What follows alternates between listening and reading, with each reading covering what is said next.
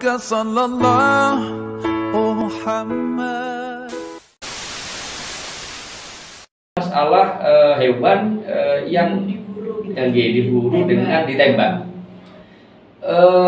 Sistem berburu atau metode berburu itu sebenarnya merupakan salah satu sistem yang legal yang diizinkan oleh syara.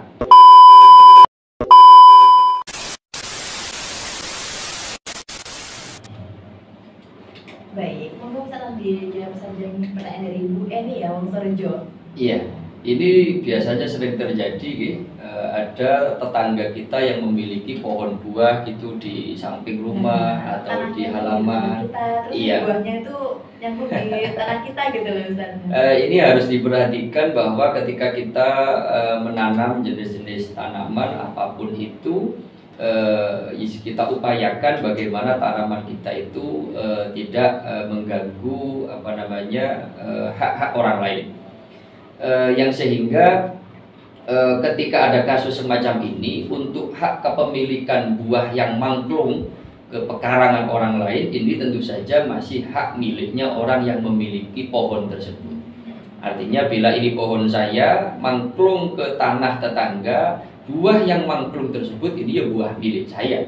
Artinya itu buahnya hak milik saya. Untuk tetangga saya yang kepangklungan pang tadi itu, dahan pohon itu tidak punya hak atas buah tersebut.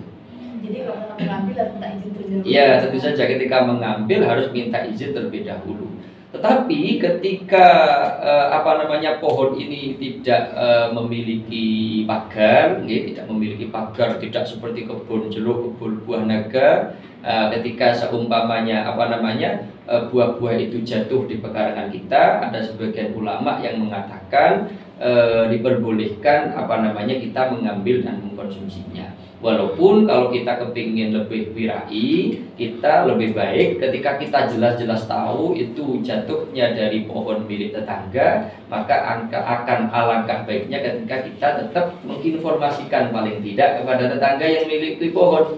Mbak Yu, bahwa buah mangga jenengan kemarin jatuh di pekarangan saya, itu saya ambil pohon ikhlasnya. Soalnya ini kan jauh lebih baik. Ditinjau dari segi pemilik niki kudune ada teko selironya Mbak Ani. Nanti ketika kita mempunyai pohon yang dahannya mangklung ke daerah orang lain, yang otomatis kadang-kadang kotorannya reseke niku ngreseki pekarangan wong liya, kudune wonten teko slira, kudu pateng-pateng berbagi terhadap tetangga yang dalam tanda petik juga ikut terganggu dengan pohon atau tanaman kita. Jadi saling teko slira yang memiliki pohon tersebut kedah tahu diri, oh iya tanduranku mangklung ning tonggo, yo mosok tonggo mboten diweki, mboten diajak ngerasak nih. Jadi itu ada hukum bertetangga, hukum bersosialisasi. Namun masalah hak buah yang ada di pohon milik tetangga itu tetap haknya milik tetangga kita, meskipun kenyataannya dahannya mangklung ke pekarangan kita. Dan itu untuk masalah buah tadi. Yang selanjutnya masalah hewan yang diburu dengan ditembak. Sistem berburu atau metode berburu itu sebenarnya merupakan salah satu sistem yang legal yang diizinkan oleh syara.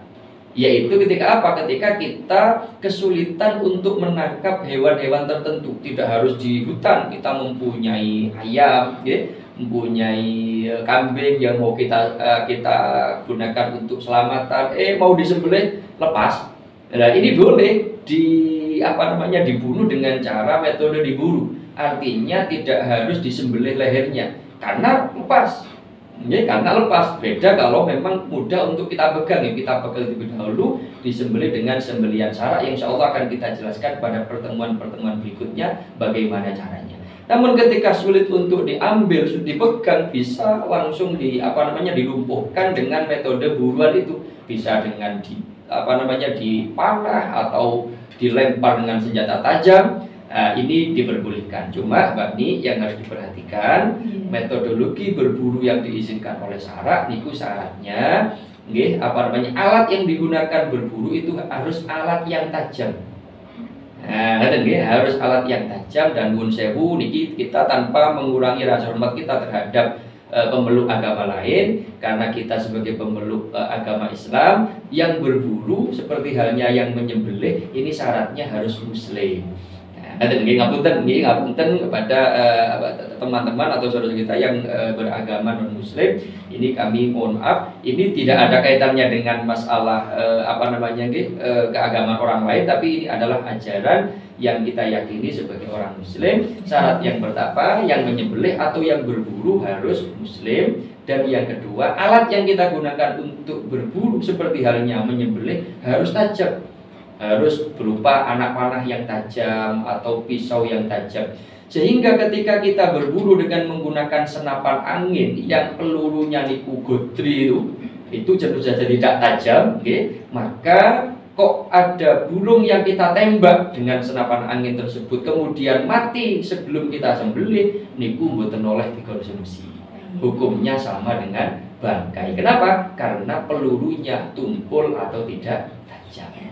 Sepertinya sudah ada yang bergabung ini, Ustaz. Nggih. Ke penelpon dulu. Roni.